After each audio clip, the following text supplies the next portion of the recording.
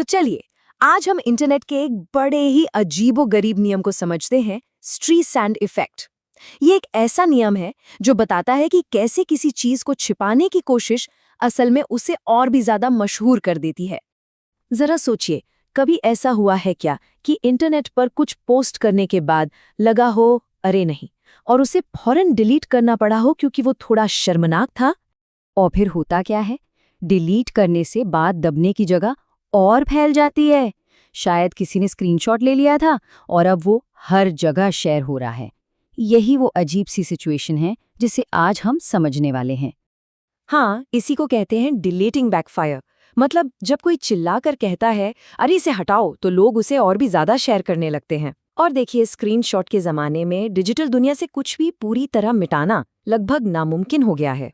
इसे समझने का एक बहुत बढ़िया तरीका ये है कि इंटरनेट एक ऐसी बिल्डिंग है जिसमें दीवारें तो हैं ही नहीं, सिर्फ आईने ही आईने हैं। यहाँ जो भी होता है वो हर तरफ दिखाई देता है, छिपता नहीं है। तो सवाल यह है कि आखिर इसका नाम स्ट्री सैंड इफेक्ट ही क्यों पड़ा?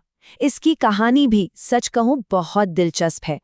चलिए अब उस असली घटना पर नजर डालते हैं जहां से ये सब कुछ शुरू हुआ था। अब देखिए, बात है साल 2003 की। बाबरा स्ट्रीसैंड ने अपने घर की एक तस्वीर को इंटरनेट से हटाने के लिए मुकदमा कर दिया। और यकीन मानिए, मुकदमे से पहले उस तस्वीर को कितने लोगों ने देखा था? मुश्किल से सिर्फ 6 लोगों ने। जी हाँ, सिर्फ 6।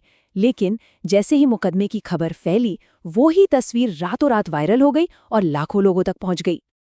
और बस यहीं से इस अजीब से फिनोमिनन को स्ट्री सैंड इफेक्ट का नाम मिल गया। तो इसका सीधा साधा मतलब है, जब भी किसी जानकारी को दबाने की कोशिश होती है तो वो अनजाने में और ज्यादा फैल जाती है। लेकिन सवाल ये है कि ऐसा होता क्यों है? इसके पीछे की साइकोलॉजी क्या है? असल में ना, इसके 3 मेन पिलर्स हैं, या कह लें कि 3 मुख्य वजह हैं। सबसे पहली चीज ध्यान ही ईंधन है।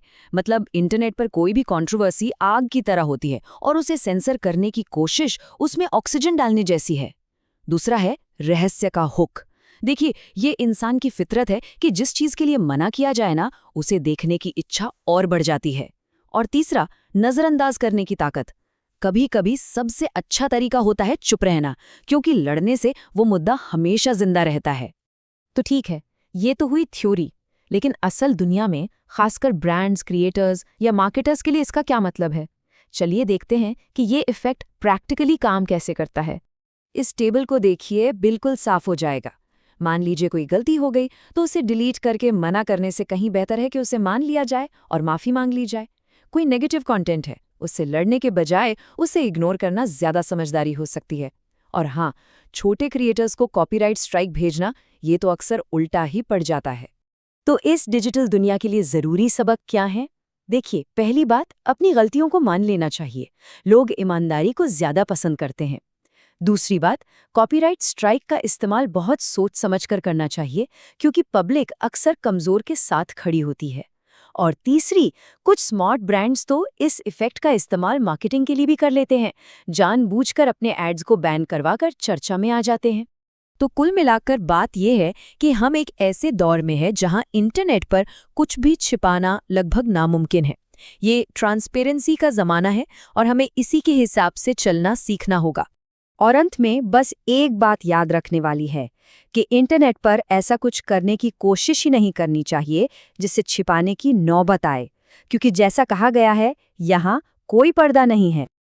अब एक सवाल आप सबके लिए, क्या कोई ऐसी खबर याद आती है जो बैन होने या रोके जाने के बाद उल्टा और भी ज्यादा वायरल हो गई हो? इस पर सोचिएगा जरूर।